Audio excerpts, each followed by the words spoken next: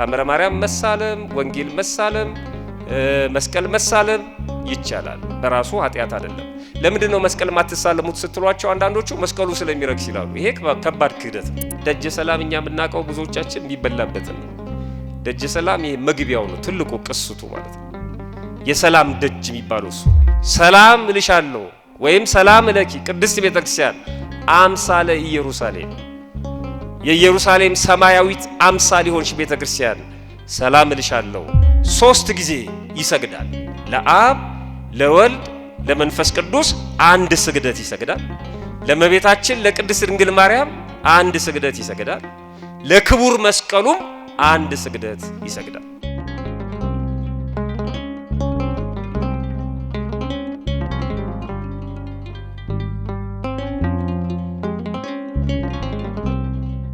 ክልከላ የተጣለባቸው ጉዳዮች አሉ በቤተ ክርስቲያን ውስጥ ስንገኝ ማለት ነው።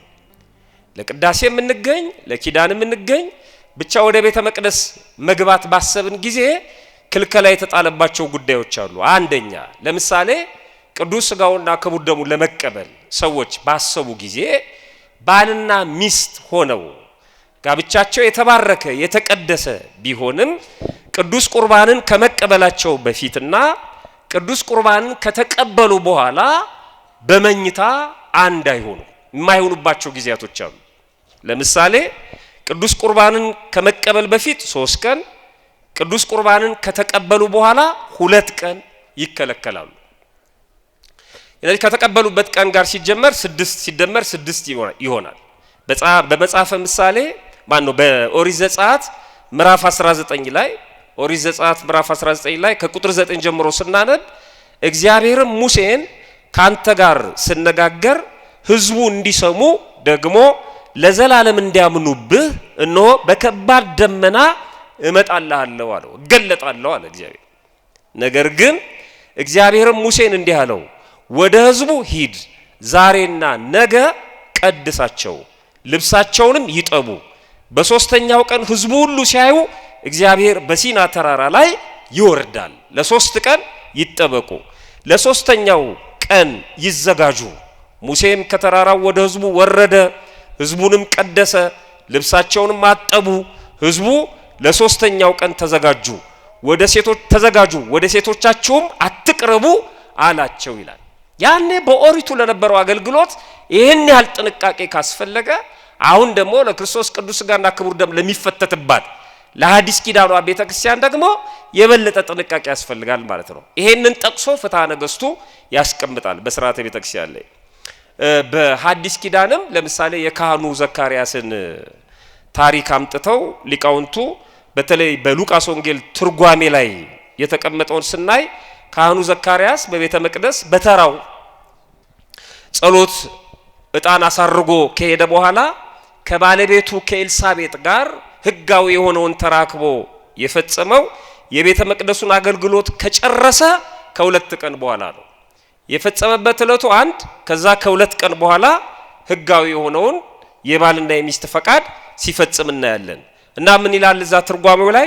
እሱ ስለ ክብረ ዕጣን እንዲህ ካደረገ የዕጣን ማሳረግ ስርዓት ነው እንጂ የሚሰዋ የክርስቶስ ሥጋና ደም አልነበረም። እሱ ስለ ዕጣን መስዋዕት ይህን ያህል ካደረገ እኛ ደግሞ ለክቡር ቁርባን ስለ ቅዱስ ሥጋውና ስለ ክቡር ደሙ ይህን ልናደርግ ተገቢ ነው ብለው ያስቀምጣሉ አባቶቻችን። የመጀመሪያው እሱ ነው ክልከላ የሚደረግበት ማለት ነው። ሁለተኛው ሴቶች በልማዳ አንስት ጊዜ በሴቶች ልማድ ጊዜ ማለት ነው ለ7 ቀን አንዲት ሴት ወደ ቤተ መቅደስ አትገባም። መነሻው ኦሪት ዘሌዋውያን ምዕራፍ 15 ነው። ከቁጥር 19 ጀምሮ ስናነብ ሴት ፈሳሽ ነገር ቢኖርባት በስጋዋ ያለው ፈሳሽ ነገርም ደም ቢሆን በመርገቧ 7 ቀን ትቀመጣለች። አሁን በኦሪቱ መርገም የሚባለው ያሁኑ ግን መለየት መርከስ አይደለም፣ መለየት ማለት ነው። 7 ቀን ትቀመጣለች ወይም ትለያለች። ያን ጊዜ በነበረው ስርዓት የሚነካት ሁሉ እስከ ማታ ድረስ ርኩስ ነው። መርገምም ስትሆን የምትተኛበት ነገር ሁሉ ርኩስ ነው። የምትቀመጥበት ነገር ሁሉ ርኩስ ነው። መኝታዋም የሚነካው ሁሉ ልብሱን ያጥባል፣ በውሃም ይታጠባል፣ እስከ ማታ ድረስ ርኩስ ነው።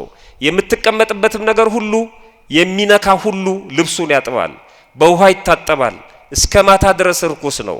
ከመኝታውም ላይ ወይም በምትቀመጥበትም ነገር ላይ ቢሆን ቢነካው እስከ ማታ ድረስ ርኩስ ነው።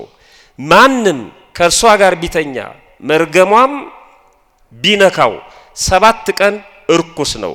የሚተኛበትም መኝታ ሁሉ ርኩስ ነው። ይሄን ይዞ ከኦሪቱ ጀምሮ ይመጣና በሐዲስ ኪዳን ግን መርገም የሚለውን ወይም ደግሞ መለየት የሚለውን የተለየ የርግማን ምልክት የሚለው ነገር አንስቶ ነገር ግን እንደ እድፈት እንደ ቆሻሻ ተቆጥሮ ወደ ቤተ መቅደስ መግባትን ይከለክላል። አሁን በ3 ወይም በ4 ምክንያት ነው የምንከለከለው። ሴቶች ወደ ቤተ መቅደስ የማይገቡት በ4 ምክንያት ነው። አንደኛ ህመም ስለሆነ ነው በራሱ።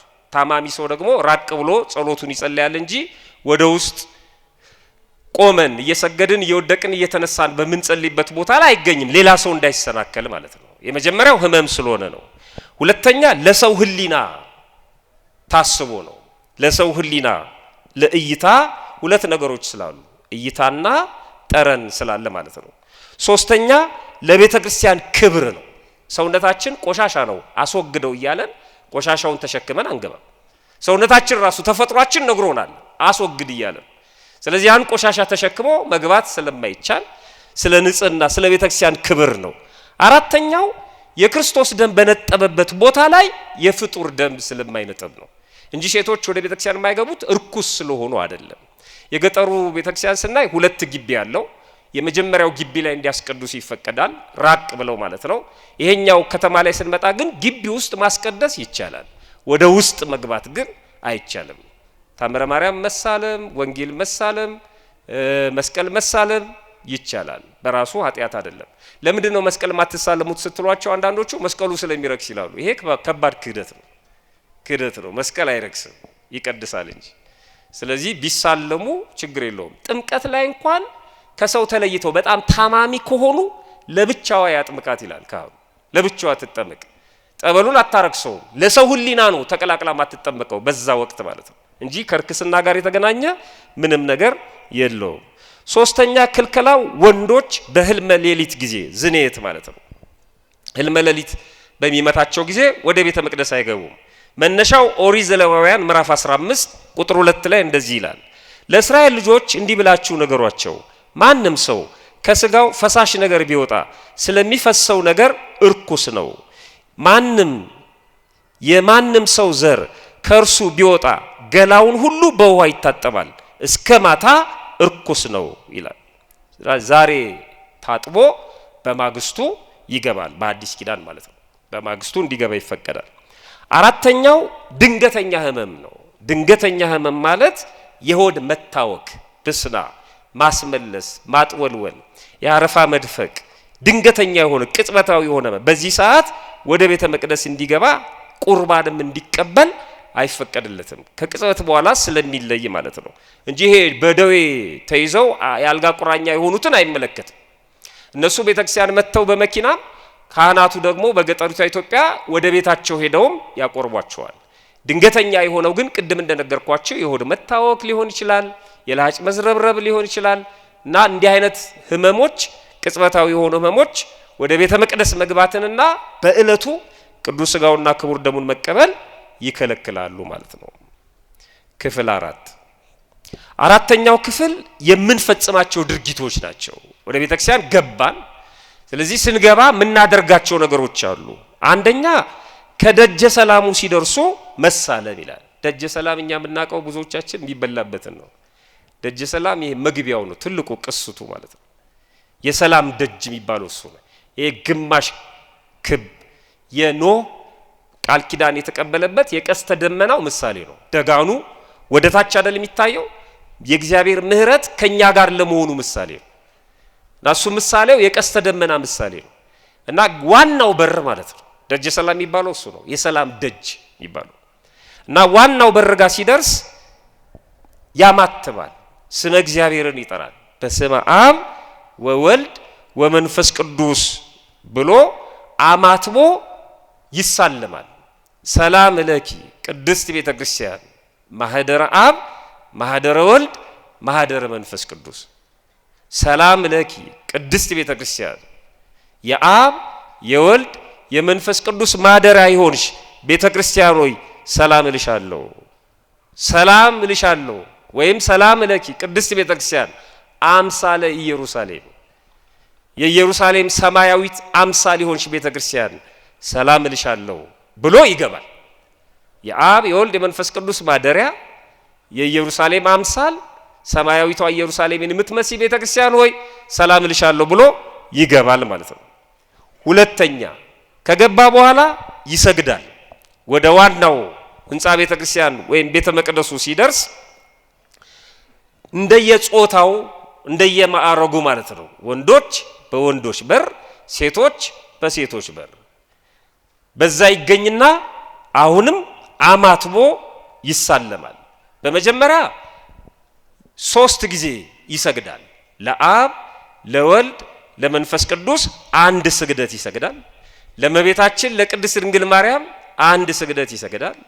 ለክቡር መስቀሉም አንድ ስግደት ይሰግዳል። ለአብ ለወልድ ለመንፈስ ቅዱስ አንዲት ስግደት እሰግዳለሁ፣ ለመቤታችን ለቅድስት ድንግል ማርያምም እሰግዳለሁ፣ ለክቡር መስቀሉም እሰግዳለሁ ብሎ ተሳልሞ ሰግዶ ይነሳል ማለት ነው። በመዝሙር 96 ቁጥር 9 ላይ በቅድስናው ስፍራ ለእግዚአብሔር ስገዱ ይላል። በምን ስፍራ ነው የሚለው? በቅድስናው ስፍራ። የቅድስናው ስፍራ ቤተክርስቲያን ነች። ያ በዛው የሚሄዱ ሰዎች በሩ ላይ ይሄን ፈጽመው ይሄዳሉ። ሰግደው ገባ ብለው አጥሩ ጋር ሰግደው ይሄዳሉ። ወደ ውስጥ የሚገቡ ደግሞ በሩ ጋር ይሄን ይሰግዳሉ። ለዚህ ነው በር ላይ ስንሳለም ለሌሎች ሰዎች መንገድ መዝጋት የለብንም የሚባለው። በርጋ ተሳልሞ ዞር ነው የሚባለው። በርጋው ቆሞ ወድቆ ጸሎት አይደረግም ሰው ከሌለ በስተቀር። ያ መተላለፊያ ነው። በር መያዝ የለብንም። እዛ ጋር ተሳልመን ምንወጣ ማንገባ ከሆነ ወጣ ብለን ዛፉ ስር ሊሆን ይችላል ወይም ደግሞ ዞር ብለን በሩን ለቀን ጸሎት ማድረግ እንችላለን። ያን በር መያዝ ግን አይቻልም፣ ክልክል ነው ማለት ነው። ይሄን በደንብ ማወቅ አለብን። በተለይ ወራዊ በዓላት ሲሆኑ ንግስ ሲሆን በሩን የሙጥኝ ብለን ደግሞ ያንዳንዶቹ ወጣቶች እውነት ለመናገር ወድቀን ስንሰግድ ከኋላ እንደ ፍየል ምናምናችን እየታየ በጣም ያሳዝናል። ሰው ሁሉ እስኪገርመው ድረስ ማለት ነው። ይሄ ነውር ነው። ተደፍቶ ጸሎት አይጸልይም። መሳለሚያ ቦታ ላይ ዞር ብለን ነው ለብቻ ማለት ነው። ተሪዮም አያስፈልግም። ለሌላው እንቅፋት መሆን ህሊናንም መፈተን አያስፈልግም ማለት ነው። መዝሙር 4 ቁጥር 7 ላይ እኔ ግን በምህረት ብዛት ወደ ቤት እገባለሁ፣ አንተን በመፍራት ወደ ቅድስና መቅደስ እሰግዳለሁ እንዳለ ማለት ነው። ስለዚህ እንሰግድና ከዛ እንገባለን ማለት ነው። ለምንገባ ሰዎች ወደ ቤተ መቅደሱ እንገባለን። ከገባን በኋላስ ከመግባታችን በፊት ጫማ እናውልቃለን አይደል? ሰግደን ስንጨርስ ጫማ እናውልቃለን። ጫማችንን አውልቀን ከተቻለ አሁን አንዳንድ ቦታ ላይ ቀርቷል። ድሮ ከአውደ ምሕረቱ በታች በኩል ጫማችንን እናስቀምጣለን። በፈለግነው ሰዓት ጫማችንን አጥልቀን መውጣት እንችል ነበር። አሁን በጣም ከባድ ነው። ፈተና እየመጣ ነው። የጫማ ሌቦች ተሰማርተዋል በቤተክርስቲያን ውስጥ። አሮጌ ጫማ አድርገው ይመጡና እዛው ላይ አዲሱን ጫማ አድርገው አሮጌውን ጥለው ይሄዳሉ። በጣም ያሳዝናል። ስለዚህ አሁን አንዳንድ ቦታ ሰንበት ተማሪዎች ይጠብቃሉ። ሰንበት ተማሪዎች ደርድረው ይጠብቃሉ። አንዳንድ ቦታ ላይ ደግሞ ይዘው እንዲገቡ እና በላስቲክ ወይም በፌስታል አድርገው ይዘው እንዲገቡ ይደረጋል። አንዳንድ አብያተ ክርስቲያናት የጫማ ማስቀመጫ ሁሉ ሰርተዋል ከስር ማለት ነው፣ ሰው እንዳይቸገር ማለት ነው። ስለዚህ ግን እንደየጊዜ ግብሩ እንደየቦታው ጫማችንን ግን መጠበቅ አለብን። አይ ማንም ይጠብቀዋል ብለን ጥለን መውጣት የለብንም። በተለይ የምታቆርቡ ሰዎች ማለት ነው። በኋላ እንዳትማረሩ ጫማችሁን ለሰዎች እያስጠበቅን ነው ምንገባው። ግን ጫማ ይወልቃል። በሶስተኛ ደረጃ ጫማ የሚወልቀው አንደኛ ለአክብሮት ነው፣ ስርዓተ ቤተ ክርስቲያን ስለሆነ ማለት ነው። ሁለተኛ ለንጽህና ነው። ብዙ ሰው ይሄን ይረሳዋል። ለአክብሮት ነው። መጽሐፍ ቅዱስም ይላል ስርዓተ ቤተ ክርስቲያን አውልቆ ይገባል፣ ንጽህናውን ግን ይረሳዋል። ለንጽህናም ነው ጫማ የሚወለቀው። እንዴ አንዳንድ ሰው እኮ ጫማውን አውልቆ በካልሲው ልክ እንደ ጥቁር ሬንጅ እየፈረመ ነው የሚገባው መቅደሱ ማለት ነው። ይሄ ጫማ ማውለቁ ምን ጥቅም አለው? ንጽህና ነው እንዴ። ያን ሰው እኮ ወድቆ ይሳለመዋል ያንን ቦታ። ቤተ ክርስቲያን ነው ቤታችን ማናደርገው። አንዳንድ ሰው ጫማ ቢያረግ ይሻላል ከሚያውልቅ ማለት ነው። ስለዚህ አመላችንን እናቀኛ ስለሆንን ጫማ ካወለቁ አካባቢውን ምረብሽ ከሆነ ማውለቅ የለብኝም ማለት ነው። ስለዚህ ውጪ ነው ማስቀደስ ያለብኝ ነው። ካለዛ ደግሞ አርጌው በመጣው ጫማ ለዛ ሚስማማ መሆን አለበት ማለት ነው። ለዛ ሚስማማ መሆን አለበት። ስለዚህ ለንጽህናም ነው ጫማ የሚወልቀው። ይሄን መርሳት የለብንም። እንደው በባዶ እግሬ ነው መሄደው ብለን ሽንት ቤትም ደርሰን ምንም በባዶ እግራችን ዝም ብለን ቤተክርስቲያን መንገባ ከሆነ ነውር ነው በጣም። ባዶ እግር መሆን ብቻ አይደለም የሚጠበቀው፣ ንጽህናም ነው። ዛሬ በጣም ከባድ ስለሆነ ጫማን ቅድም እንዳልኩት በሆነ ነገር ሸክፎ ወደ ውስጥ መግባት። በዚህ በመጽሐፈ ኢያሱ ምዕራፍ 5 ቁጥር 15 ላይ የእግዚአብሔርም ሰራዊት አለቃ ሚካኤል ነው ለኢያሱ ተገልጦለት፣ የእግዚአብሔርም ሰራዊት አለቃ ኢያሱን አንተ የቆምክበት ስፍራ የተቀደሰ ነውና ጫማን ከእግርህ አውጣ አለው ይላል። አንተ የቆምክበት ስፍራ ምንድነው አለው? የተቀደሰ ነው፣ የተለየ ነው።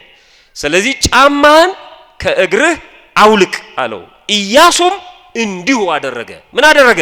ጫማውን አውለቀ። መልአኩ የተገለጠበት ቦታ ላይ ማለት ነው። የተቀደሰ ነው። ቅዱስ ሥጋውና ክቡር ደሙ የሚፈተትባት ቤተክርስቲያን የተቀደሰች ናት። ስለዚህ ጫማችንን እናውልቃለን። ጫማ ብዙ ቦታ ስለሚገባ ማለት ነው። አክብሮት ነው፣ ሥርዓተ ቤተክርስቲያን ነው፣ ለንጽህና ነው። የሙሴም ታሪክ ይሄንን ነው የሚነግረን። ኦሪት ዘጸአት ምዕራፍ 3 ላይ እግዚአብሔር ከቁጥቋጦው ውስጥ እርሱን ጠርቶ ሙሴን ማለት ነው፣ ሙሴ ሙሴ ሆይ አለው። እሱም እነሆኝ አለ። ወደዚህ አትቅረብ፣ አንተ የቆምክበት ስፍራ የተቀደሰች መሬት ናት፣ ጫማህን ከእግር አውጣ አለው። ይሄ ሊቃውንቱ በብዙ መልኩ ይተረጉሙታል። አንዱ ግን አሁን ጫማችን እናውልቃለን፣ ትክክል ነው። ማንም ጫማ አድርጎ የሚገባ የለም። ግን ጫማ ምሳሌነቱ ይሄ የልብ ጫማ አለ። የእግራችንን ጫማ እናውልቅና የልብ ጫማ ግን አድርገን ምንገባ ሰዎች አለን። ይሄ የሚሸተውን ጫማችንን ቆሻሻውን ጫማችንን እደጅ አድርገነው ገብተን ግን ደግሞ የዛን ያህል የሚሸት የሚከረፋ ጫማ ደግሞ በልብ ተጫምተን ምንገባዋል። እሱ የልብ ጫማ አንዱ ጥንቆላ ነው። እሱን ተጫምተው የሚገባዋሉ። ሁለተኛው ዘረኝነት ነው። እሱን ተጫምተው የሚገባዋሉ ሳያወልቁት ማለት ነው። ክፋት፣ ተንኮል፣ ምቀኝነት እነዚህን ተጫምተው እነዚህን እየረገጡ የሚገባዋሉ ማለት ነው። እሱንም አውልቀው እዛው ልቀው፣ ፖለቲካውንም አውልቀው እዛ ደጅ መግባት የለበትም። እስከ ቤተ መቅደስ እስከ አውደ ምሕረት እንዴት ፖለቲካ ይገባል? አውልቀው እዛ አውልቀው፣ ዘረኝነትን እዛ አውልቀው፣ ያንተን ኮልኮሌ እዛ ትተግባ። የተቀደሰ ቦታ ነው። ለሙሴ ያስተላለፈው ትልቁ እሱ ነው። በጫማው የነገረው ውስጡ ያለውን ነው። ብዙ ትርጓሜ ያለው ወደዛ ሊድ አውልቅ፣ ልብ ውስጥ ያስከውን አውልቀው እሱ ነው።